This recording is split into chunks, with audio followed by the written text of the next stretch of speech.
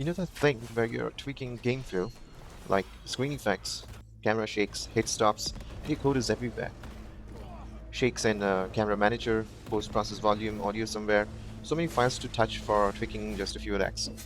And if you bought screen effect packs from Fab, and there are a lot of them and they are quite awesome, every single one has a different API, so you write wrapper code for each. So I built this, the Agentic FeedbackFX. So we just trigger one feedback event by gameplay tag, and you pass the magnitude, which scales everything. And you can also pass custom params to tweak the material params or Niagara parameters. Camera shake, hit stops, screen effects, audio, haptics all respond from one data asset config. So it's well organized. That's it. Before we dive in, what you're about to see is just a piece of something much larger. Stay till the end. Alright, so a quick overview of what this plugin has. It is extremely lightweight. There is no baggage, no bloatware anywhere. There's just some examples which I have created. So this is just an example data asset which we'll be creating, and a material. A material is provided by Damage Screen Collection by Lucas. Nice fella. He was kind enough to allow me to use one of his materials for showcase purpose, like dust. But I would highly recommend to check out this pack because it's really good. It has almost all of the effects you would need, and they are really high quality. So so let's go back to the plugin. So first thing is is the data asset, which is the FeedbackFX data asset. And how do we create one? So basically we go to data asset, I click this, and then we search for feedback, and there will be Agentic FeedbackFX config. And let's call this FeedbackFX1 for now. So all this is going to have is event configs and event triggers. So event configs are the actual FeedbackFX events you'll be triggering, and event triggers is the logic on when to trigger them. So let's start, right? So let's add a new event. Let's call it a damage. We'll start with a simple one, damage. Then we'll add events to it, like when a damage happens, what kind of feedbacks do we need to trigger? So let's start with simple camera shake. We'll take one of the camera shake which I have, and let's remove the scale by magnitude. I will just keep it constant now. You can always play around with all of this, by the way. And let's now set it up. So since this is a FeedbackFX, it's important to make the distinction that we are dealing with FeedbackFX only. So we should not we should not be mixing logic of animation or any other thing which is gameplay related to the controller related. So this goes in controller because this deals with your controller and not actually your character. So if you go to your controller, which you can find from player controller class, by the way, this is the 5.7 game animation sample which I'm using right now.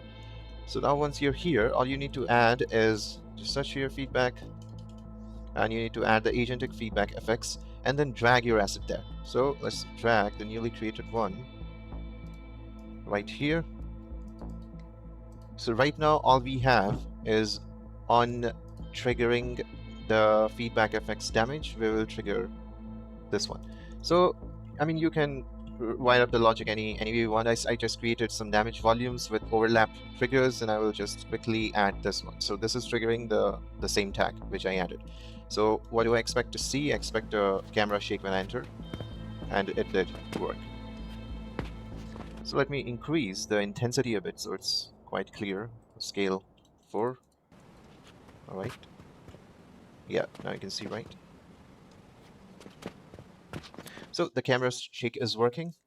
And next thing we can add is an important one, which is the post-process material. So this is a very important one. Now I've actually written the logic. I'm not using post-process volume for this because that is not performant, and it also deals with handling spawning post-process volumes dynamically, and it affects the entire world as well, because most of the time you use post-process volumes for environment and you set it to unbound. So triggering any kind of material instance changes on that, I have found it to be not performant. So I'm using the player camera to trigger post-process effects. So let's go to the material which I have added. We just drag it here. Now one thing you have to make sure is that it has some kind of parameters which you can tweak, to get the effect which you want. So in this pack which I'm using, it's damage parameter. So by default, if I go to the pack, and I will show you, so by default these are all the packs they have. that particular. So by default, it comes like this. It has get parameter from MPC, so material parameter collection. You have to turn it off and use the damage parameter because we are changing it dynamically in real time. So all right, so I've added the dusty. Let's just add this blood one, right? Why not just go crazy with it? And let's change the curve type to blood splatter maybe. So you can always read what each curves do, and they are carefully crafted based on research which I did on a lot of games. Obviously, you can add your own custom curve as well if you want. So let's go with blood splatter and let's do duration of 3 so we can easily see what's going on. And now we need to add the scalar parameter, which is basically this one. So let's copy the internal name maybe, and then let's go and add a scalar param. This is not the internal name, display name. Let's do damage parameter. Now this is the source and value. So if it is a fixed value, so whatever magnitude you add here, this will be the magnitude set to this value. So the value of damage parameter will be set to 50 all the time. But if you wanted to scale with the value which you pass, like it could be your own damage, so you say from magnitude, and there's a it becomes a multiplier. So if you damage or something is in, or any kind of parameter in your gameplay logic is in percentage, then you can multiply it with 0.01 or something like that. But right now I'll just leave it at 1.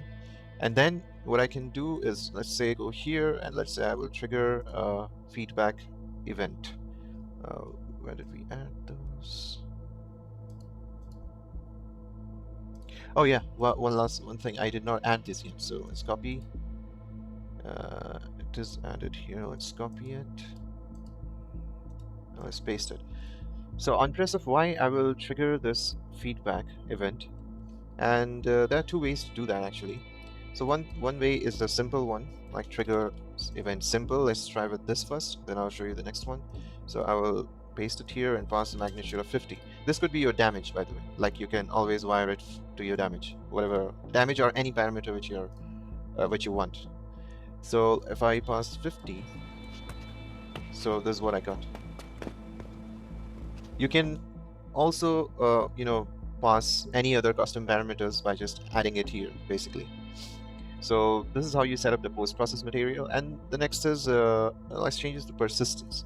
The persistence is like, it's in a loop. It triggers in basically a loop. So let's add the same material here, and we can add maybe smooth pulse, and then let's add the same damage parameter here. And we'll do that from magnitude. Loop curve we don't need. And let's add this, the fade in time to be a bit more. Fade out could be that. We don't want to scale by magnitude. Let's try this now. So it will start looping.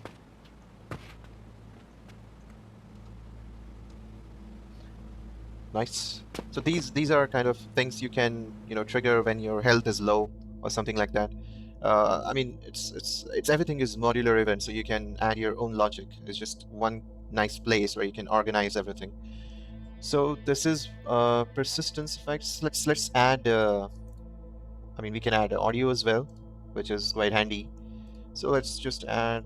What do we add? I don't have anything right now, but maybe I'll just add a concrete walk right now, so you can hear that. Oh, actually, concrete walk, because I'm already running, it might be confusing about.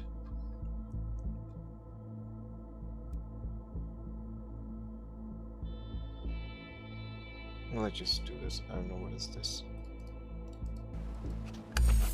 All right. Nice. So remember, this is not an asset pack. This is not a material asset pack. This is not a VFX nor a sound asset pack. This is a framework, right, which you can use for game feel and FeedbackFX, right? So now going next, we also have hit stop, right? So let's add a hit stop. Let's do hit stop. Let's do fixed frame. And let's do. You can do global if you're single player, and local, and then you can read through all of this, like how to trigger it on both source and target. When then you have to pass it via the context. So now let's do maybe global. And let's do duration of 0.3. This will fix the. I mean, this will freeze the frames. So you will see a jerk when I go in. Yeah, do you see that? All right. Now, obviously, you can do another thing, which is the gradual recovery, which actually lots of game use, and it's a bit smoother. So you can do maybe a decay over 0.5 duration, and let's not do it sharp. We can do it maybe bounce. Let's try this. So it won't be a sudden freeze, but rather be a global time dilation. Yeah, like this. So when you're hitting someone with a sword or something, using hit stop, increases the game feel by a lot. It improves it a lot. So please use these kind of effects in your combat, especially. And then let's go to what else do we have? We have impact frame. Yes, that is also a nice one. Impact frame. So we can do a simple screen flash, maybe a red screen flash. Let's try this. So you see there was a screen flash which occurred. Maybe increase it for frame count of 5. Let's do again. Yeah, it will be more clear. But the other way and most common way of using it is Niagara VFX. So we can use, there was a pack from VFX, which is actually free on, let's find it here. What is that? I think I have it in my library.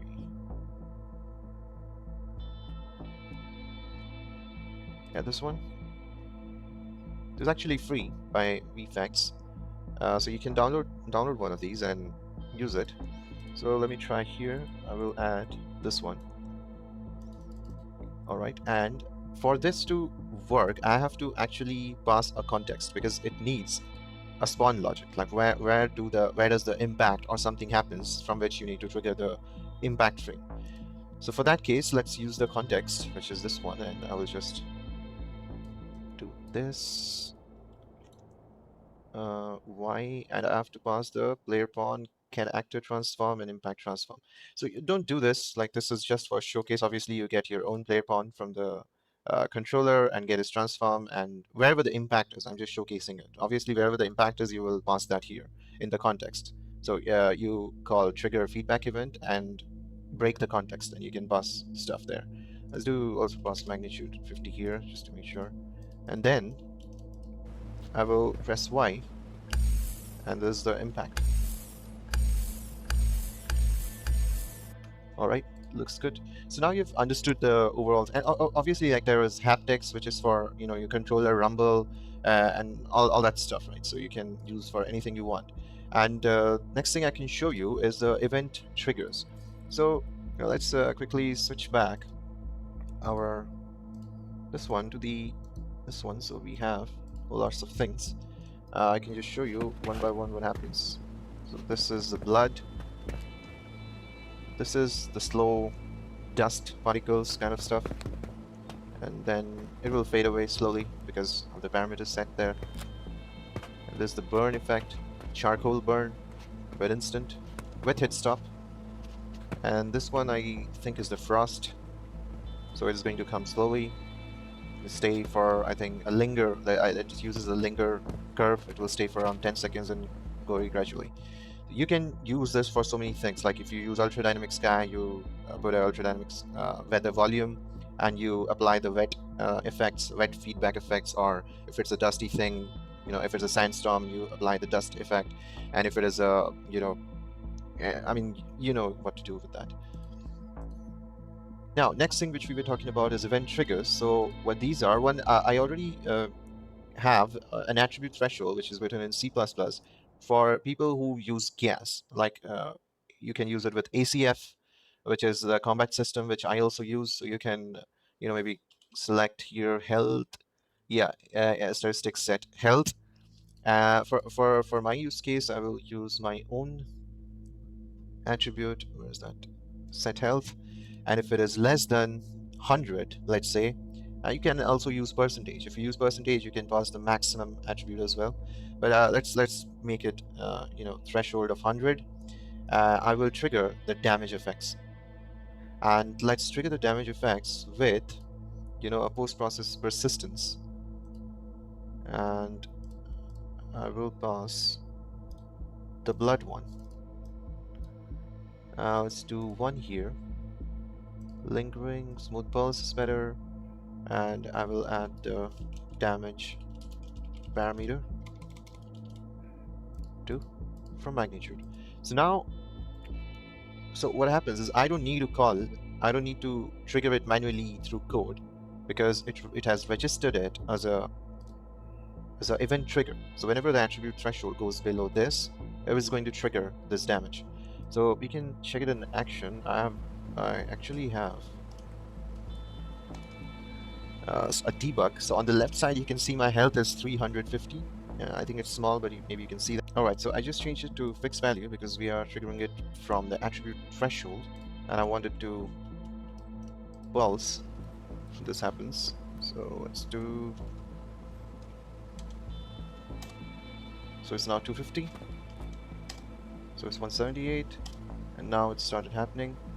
Now it will also go away. See, the health became more than 100, so it will go away. Let's do again. So now it's 40, 50. So it is going to keep happening until it goes beyond 100. All right, it went away. And of course, you can, parameterize everything. You can tweak everything, like fade in time, fade out time, whatever suits your material the best. So this is how attribute triggers work. It will work with your gas setup as well. Like if you're using ACF or anything, it should work. And next is I created, by the way, yeah, you can create everything through BP itself. So I created this in blueprints. So all you have to do is go to blueprint, right here, Agentic trigger, FeedbackFX trigger. So this is what you select in BP test trigger. So I will open it later. Let's open the status effect for now because it's already set up. So once you come here, let me just open that side by side so you know. So you have to first do uninitialize and write all the logic here because it's simple event trigger. So it will register to your own pawn and component. You can bind any logic here. So for this instance, I took the pawn and I wrote the logic which we use in gas to wait gameplay tag actor to work. So because I have my status effects system set up, so I was using it for that. So once this is done, when something is added, let's say a status effect like fire or something is added, basically you have to call on condition met, and this magnitude you can promote to a variable, or you can get your owning pawn, get component by class or whatever your component is, or any logic which you have, you get that and you can pass it in magnitude here directly. And you should also have to register for gameplay tag remove from actor. So when it is removed, just write on condition no longer met. That's it. So when this is done, it will automatically remove something if the status effect is gone. So I have a different ACF setup where I can actually show the same thing, which is actually already here. For example, FeedbackFX fire, frost, wet, and dust. So let's try this. Where am I using that? So I'm using let's try wet. The first thing is fire. So yes, when I'm on fire, see that burnt charcoal thing, and then it went away. Let's try another one, which is maybe frost mantle. So it will apply the chilled status effect.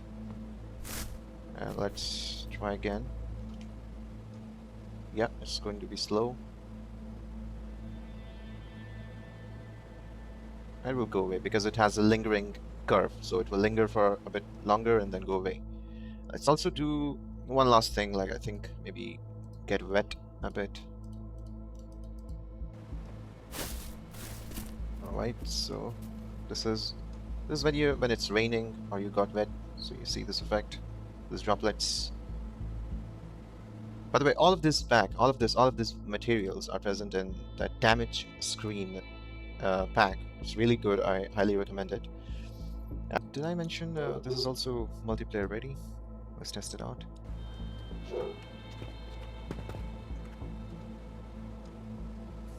Yeah. Oh yeah, and one more thing which I needed to show is the event populate context. So here you can pass your custom context, like custom parameters completely. So let's say you want your magnitude to be divided by resistance, but then where do you get the resistance from? You will get it from your own component or an attribute or something. You can set the context value here, and that will also be then taken. So basically, let me show you as context value. You can call it resistance, and then let's set the value 50, or you just promote it to a variable and get it from an attribute or one of your component.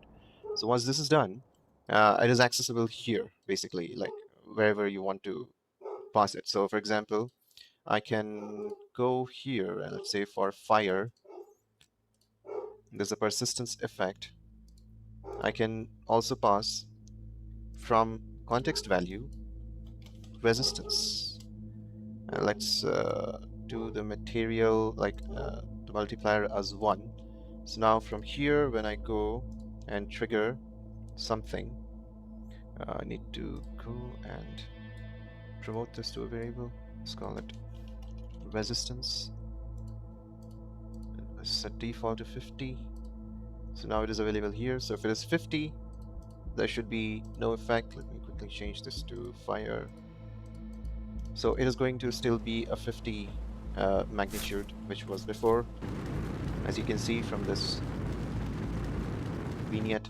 But then if I change this to, let's say, 1, then it should have no effect. So you can see there is no effect from the side. Let's make it huge. Let's make it maybe 150. Let's see what happens.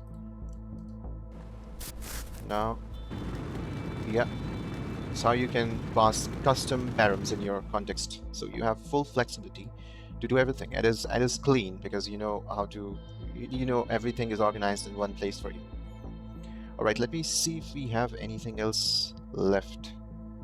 That thing I mentioned at the start, Agentic FeedbackFX is just one piece of something much bigger. Agentic gameplay camera, coming very soon. Built on Epic's own gameplay cameras that power game animation sample, yaw follow that tracks your movement direction, pitch follow for terrain and falls, look ahead that leads your camera, threat awareness that pulls back when you're surrounded, smooth lock-on targeting, idle reset, camera shake, all stackable modifiers, all data-driven in JSON and data assets. Plus, something cool I've been experimenting with, cinematic modes with preset shots for in-game dramatic moments. No level sequence expertise is needed. Built purely for gameplay, not video production. Stay tuned. I think that's pretty much it. If you need more info, you can ping me on Discord. If you find any issues or bugs, please report it to me. I think that will be fixed instantly. And oh, did I mention this is free for all ACF users for the time being, and I'm also releasing this as free for everyone for a limited time. So please go through it. Like, you can provide me with feedback, and hope this plugin helps you with creating a better game feel in your combats and in your games.